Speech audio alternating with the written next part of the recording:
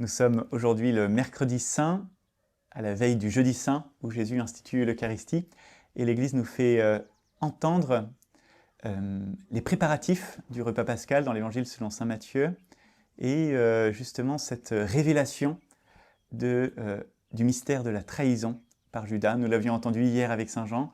Aujourd'hui, c'est Matthieu qui cherche à nous le faire entendre, comme si l'Église, devant le mystère du mal, essayait de nous le faire appréhender selon plusieurs angles différents.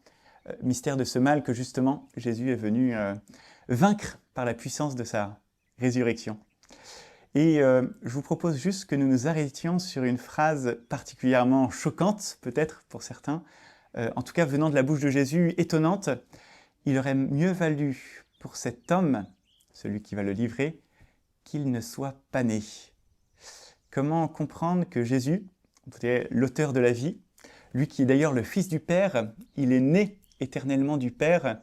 On pourrait dire que cette naissance qui nous émerveille quand on regarde un enfant nouveau-né, quand on regarde la naissance ou la renaissance de la végétation au printemps, ce mystère de la vie qui bourgeonne et qui naît, comment pourrait-il, Jésus, souhaiter qu'il n'existe pas dans la personne de celui qui s'apprête à le livrer.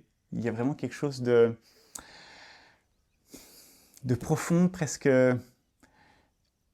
une expression à laquelle Jésus ne nous a pas habitués. Qu'est-ce qui se cache derrière ces paroles ?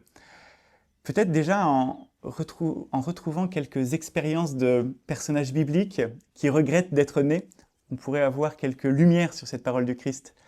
Vous vous souvenez peut-être de Jérémie, qui, après avoir été persécuté parce qu'il était prophète au nom du Seigneur, va regretter justement d'être né, et il aurait préféré juste ne pas sortir du sein de sa mère. C'est aussi le cri de Job. Alors lui, pour une autre raison, c'est parce que le malheur s'abat sur lui. On sait qu'il vient de Satan, et après avoir, dans une magnifique prière, tout offert au Seigneur, le Seigneur a donné, le Seigneur a repris. Une semaine après, son cœur craque, et il maudit le jour de sa naissance en regrettant que des genoux l'aient accueilli et qu'une mère ait été là pour lui faire le don de la vie.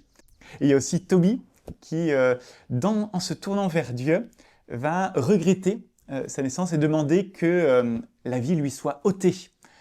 On aura la même chose avec Sarah, qui deviendra sa belle-fille, et qui, après que le démon ait mis à mort ses 7 premiers maris, eh bien, demandera elle aussi à Dieu de lui ôter la vie. On a donc déjà des personnages bibliques qui regrettent de vivre, mais on pourrait dire que la différence de ces personnages-là avec Judas, c'est qu'ils se tournent vers Dieu. C'est-à-dire que cette profondeur abyssale de la souffrance qu'ils expérimentent est comme exprimée devant Dieu. Le fond de leur cœur, il est permis de se plaindre, il est permis même de regretter d'exister. Quelqu'un qui passe par de terribles épreuves, il a le droit. D'autres, la Bible l'autorise à se plaindre même de la vie qui est tellement douloureuse pour lui. Mais ce qui fait la différence entre ces personnages-là et Judas, c'est qu'ils se tournent vers Dieu. Ils expriment leur plainte, ils ne demandent même pas d'être sauvés, mais au moins ils entrent en dialogue avec lui. Et voilà exactement ce que Judas ne fait pas. On a l'impression que Jésus essaye d'arracher, par cette parole forte, une dernière parole de Judas, un dernier dialogue, pour que son cœur puisse s'ouvrir et qu'il lui communique sa grâce et l'empêche de commettre l'irréparable.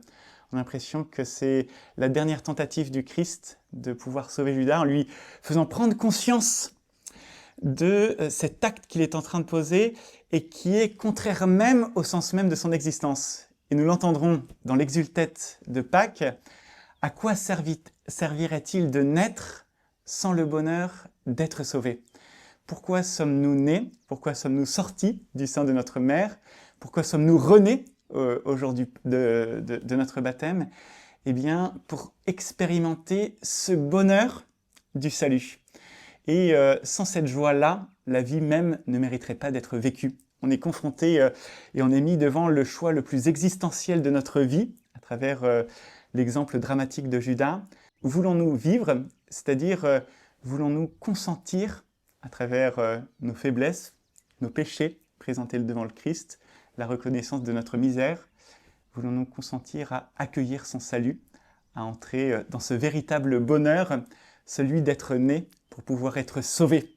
Et alors nous pourrons peut-être, oui, marcher sur les pas de Jérémie qui se laisse consoler par la parole du Seigneur, comme Job aussi, qui après avoir exprimé son cri, va entendre Dieu lui répondre d'une manière complètement étonnante et être comme restauré.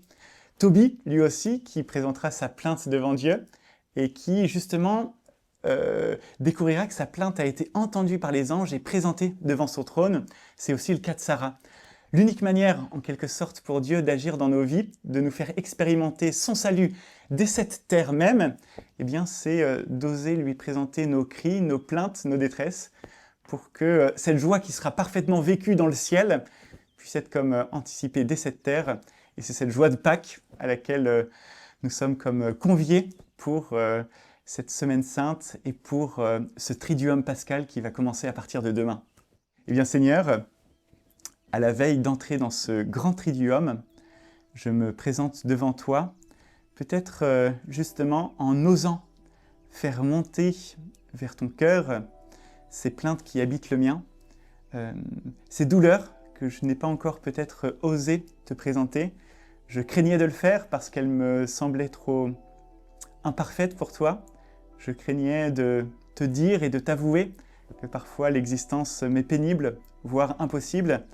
Mais Seigneur, à la veille justement d'entrer dans cette grande fête de Pâques, eh bien, je me présente devant toi avec ma pauvreté, mes blessures, mes péchés, mes limites, et je te les confie. Je voudrais justement découvrir pourquoi je suis né, pourquoi je suis sur cette terre, eh bien, pourquoi suis-je là, pour que je puisse expérimenter la joie de ton salut, pour que je puisse découvrir à quel point tu m'aimes et que ta grâce me visite tout particulièrement dans les lieux qui en moi ont été blessés, qui sont en attente d'un Rédempteur.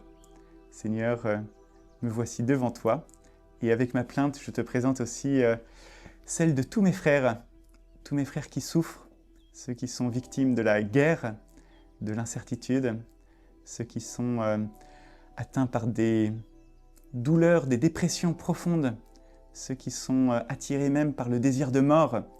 Je te les présente pour que tu puisses les visiter dans leurs ténèbres et leur donner ta grâce.